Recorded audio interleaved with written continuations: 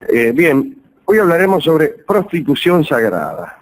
Atención, Existió en diversos pueblos de la antigüedad un ritual a través del cual se ofrendaba a quien podemos llamar la gran diosa, es decir, la divinidad mayor entre las mujeres. Divinidad que tenía distintos nombres según las culturas, según las épocas, según las regiones. En Babilonia, por ejemplo, todas las mujeres debían someterse una vez en la vida, por lo menos, o así lo cuenta Herodoto, al intercambio sexual con un forastero dentro del recinto del templo de Inanna. Una vez en la vida, todas las mujeres, todas las ciudadanas, debían prostituirse y ofrecerse a un extranjero. Había mujeres que esperaban en la entrada de la ciudad para encontrar a alguien con quien garantizar el rito. Herodoto, o quizá los glosadores de Herodoto, han hecho notar que aquella obligación era más penosa cuando menos agraciada era la mujer en cuestión, puesto que las mujeres bellas encontraban rápidamente un forastero con quien cumplir aquella obligación, pero a las feas les costaba encontrar interesados y así podían pasar, incluso dice Herodoto, o he dicho yo, vaya a saber, ya me he olvidado, años. Lo mismo sucedió luego con el ritual de Ishtar, de Astarte y de la Astarot judía. Es probable que la relación sexual con un forastero tuviera su origen en la creencia de que los dioses siempre llegaban disimulados bajo un disfraz de extranjero, como sucede tan a menudo en los mitos griegos. En muchas ocasiones las doncellas dedicaban, ya en otra clase de rituales, su desfloración a la gran diosa. En las comunidades antiguas, la virginidad no era una condición necesaria para contraer un matrimonio honorable. Por el contrario, una mujer era considerada en condiciones satisfactorias de unirse a su esposo bastante después de haber perdido la virginidad en honor a la diosa.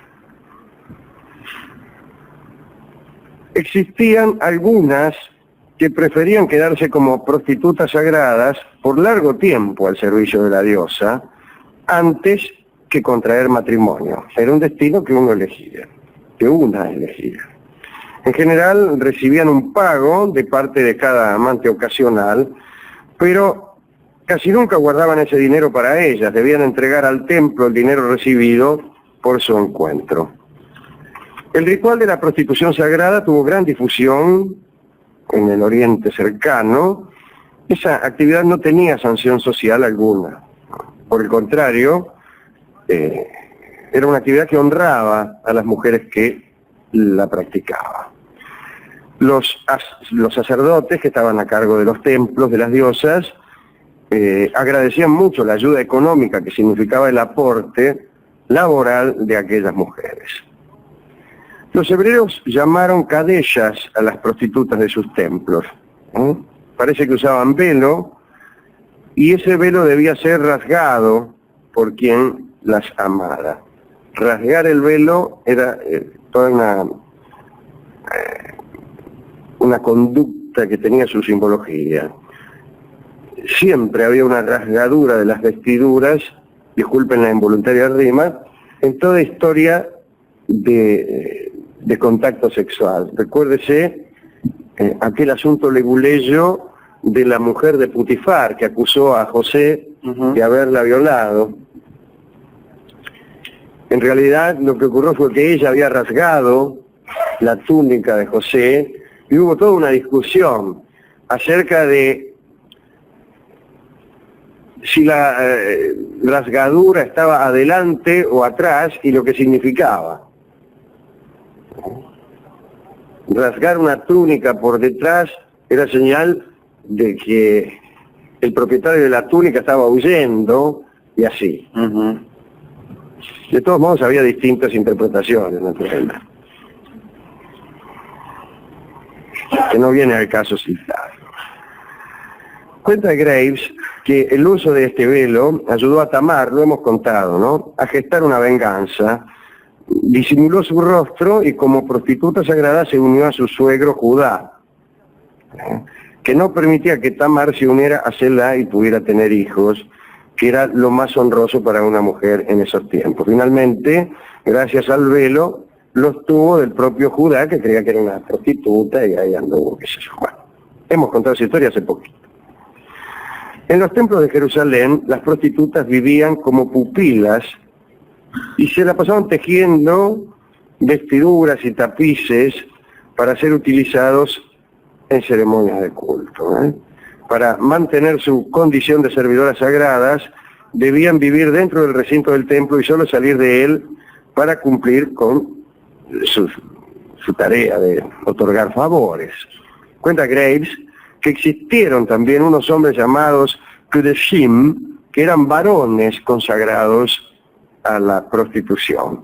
Se vestían con ropas femeninas y también pretendían hacer sus aportes al templo que ofrendaban, pero su práctica fue prohibida por el Deuteronomio.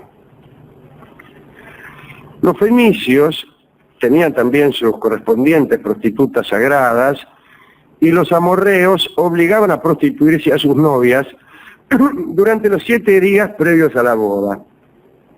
Cuando vos te ibas a casar, era costumbre que obligaras a tu novia a prostituirse durante la semana anterior. Las chicas tenían que sentarse cerca de la puerta de la ciudad y ofrecerse a cualquier viajero.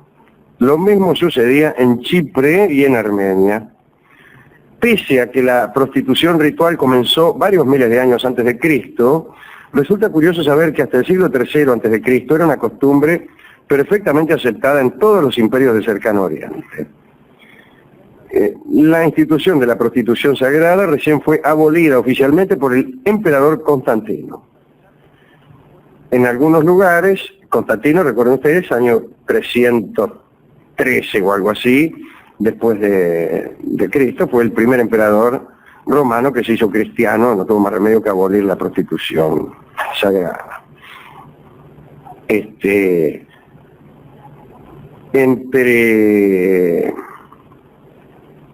En algunos lugares el culto siguió en forma disimulada hasta el siglo V, cuando se cerró el último templo dedicado a la gran diosa.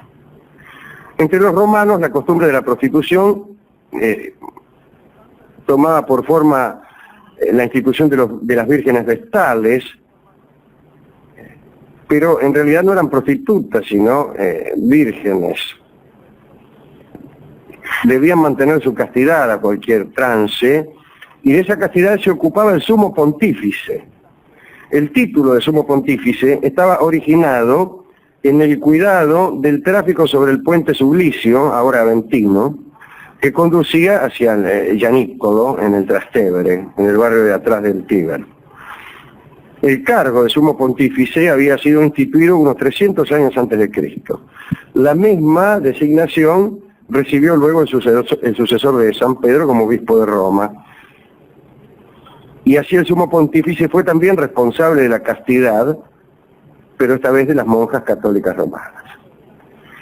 Como hemos contado alguna vez, las vestales tenían severamente prohibido todo comercio sexual. La vez fue esta, ¿no? Hace 3 frases que lo contamos. Pero en alguna época parece que no fue así. La obligatoriedad de la virginidad fue impuesta por el rey Tarquino en el siglo VII antes de Cristo, en los albores de la historia romana, para impedir que la práctica de la prostitución sagrada viniera a permitir el nacimiento de algún pretendiente al trono, qué sé yo. Fue tan rigurosa aquella prohibición que cualquier violación significaba el entierro en vida de la transgresora. La cachaban a una con un tipo y la enterraban viva.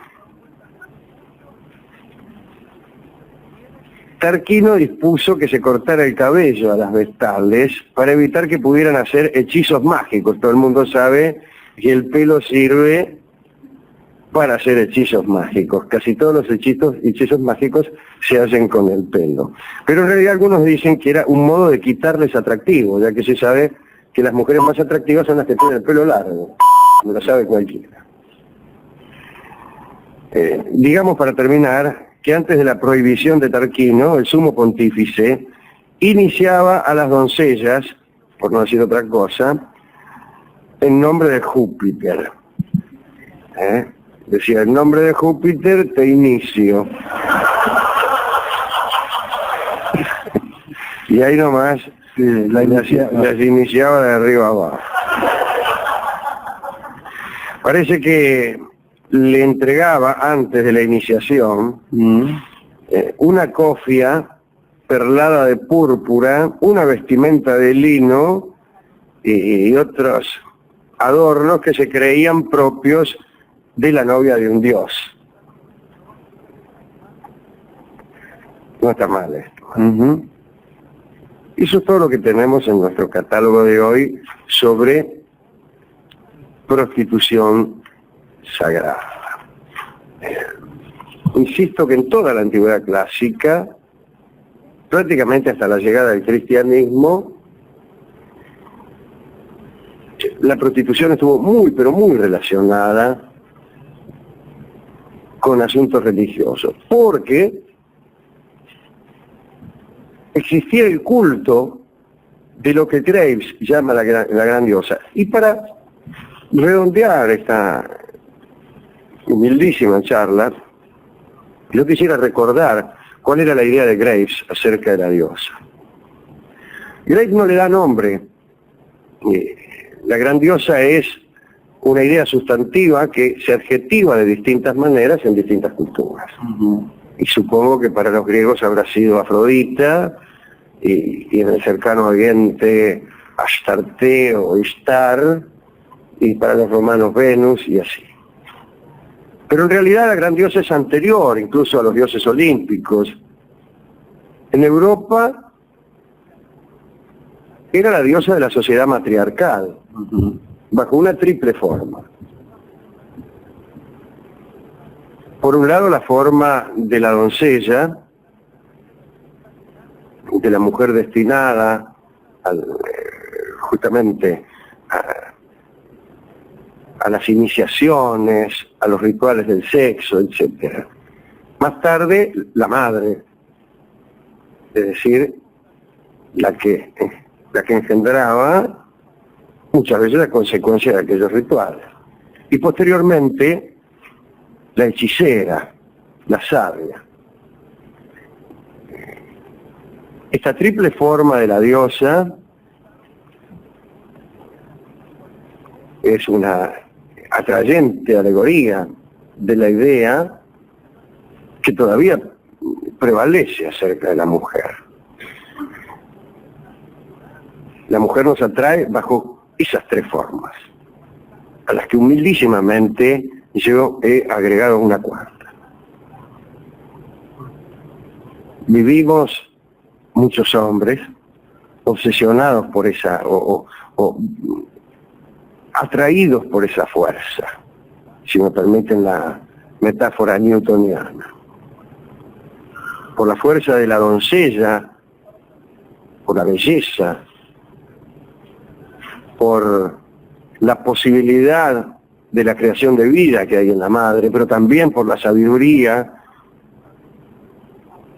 de la hechicera.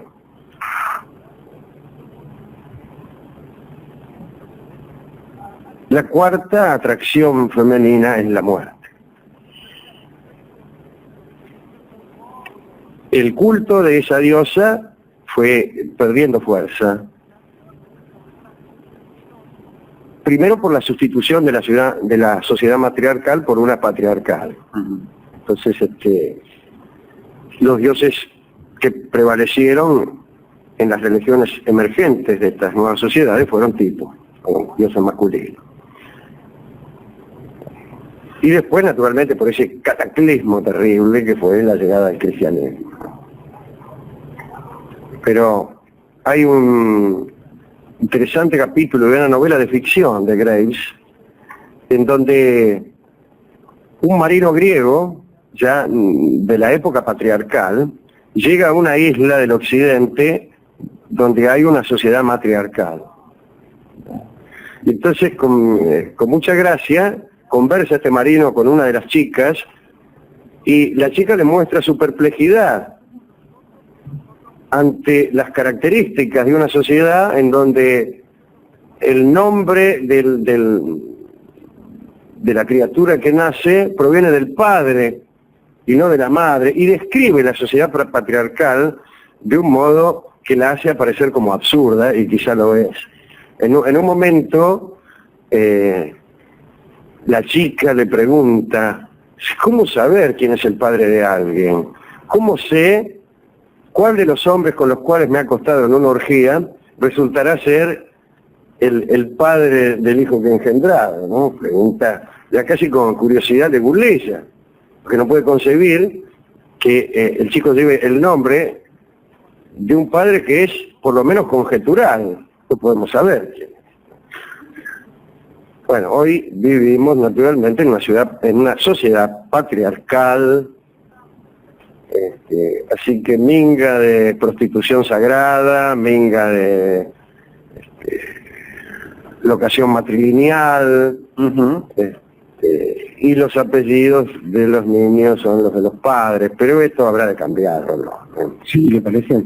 Esto habrá de cambiar, Yo no soy feminista porque eso es ser feminista o machista es participar en una polémica no filosófica, sino de revistas y de programas de la tarde. Pero en cambio, establecer algunas peculiaridades de la sociedad, eso sí tiene su interés. Sí, claro, por ejemplo, el pasaje, Alejandro, que implicó, digamos, de lo sensible a lo intelectual, el matriarcado al patriarcado. Exactamente, ¿no? Sí. Es interesante. Los trabajos, la preeminencia de los trabajos guerreros y de casa sobre los otros. Bueno, en fin, algún día vamos a hablar de eso, pero no hoy, porque nos tenemos que ir temprano hoy, porque es parecido de Fóbal. Como somos hombres nos gusta el Fóbal, y a las mujeres las figuritas con brillantes.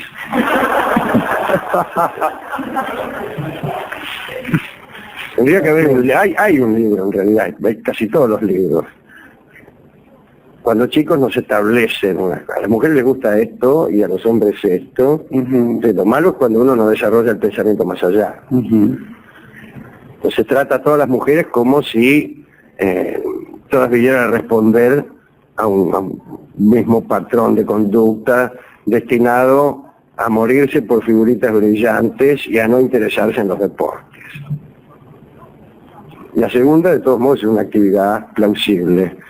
Cualquiera que no se interese en los deportes merece la aprobación general. Bueno, entonces, ¿esto a quién lo dedicaremos? A las mujeres en general.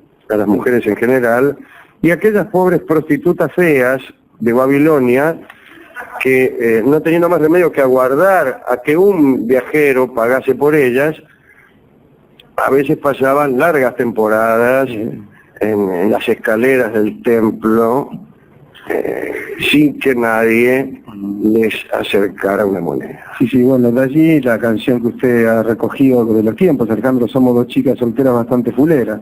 Somos dos chicas solteras bastante fuleras, puede ser. Pero ahí había también la sugerencia que el destino suele ser cruel con las bellas y generoso con las feas. Usted sabe que yo siempre he tenido la idea, la peregrina idea y la absurda idea, de que la belleza acarrea alguna desgracia. Esta es una idea griega, ciertamente.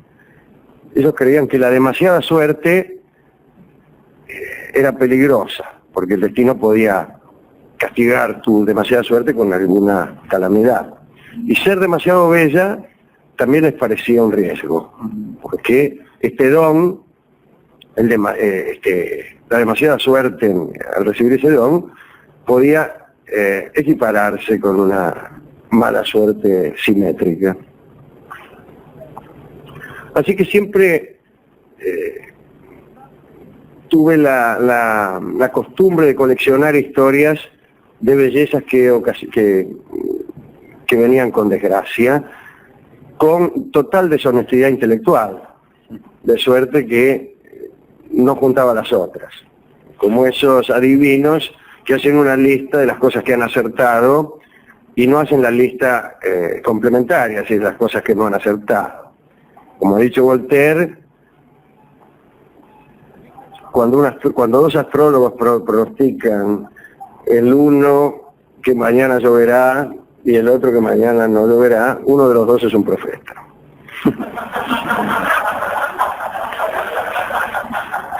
Pues del mismo modo juntaba yo historias sobre mujeres bellas que habían sido desgraciadas. Y junté muchísimas, pero no junté las otras, de mujeres bellas que habían sido dichosas. Sí. Finalmente llegué a la conclusión a la que llega todo el mundo, que es preferible ser linda y rica que fea y pobre. ¿Con qué canción vamos a amueblar esta pequeña charla sobre prostitución sagrada? Tenemos una canción pintoresca, no sé si muy linda, que pertenece a la banda de sonido de la película Las cosas del querer, que canta Manuel Bandera, Dios libre y guarde. La canción de todos modos es entrañable para nosotros y tiene que ver con la prostitución, toda vez que su título es La bien pagada. Así que oigamos esta canción que posiblemente haga efecto sobre regiones de nuestra sensibilidad más relacionadas con el recuerdo, con los afectos de otras épocas, que no con aquellas que nos hacen disfrutar de las combinaciones musicales bien hechas. Es una linda canción, pero digo para que no me manden correos electrónicos, no es tampoco esta la idea de la música que tenemos, pero forma parte de nuestros afectos. Adelante entonces don Manuel Banderas con La bien pagada.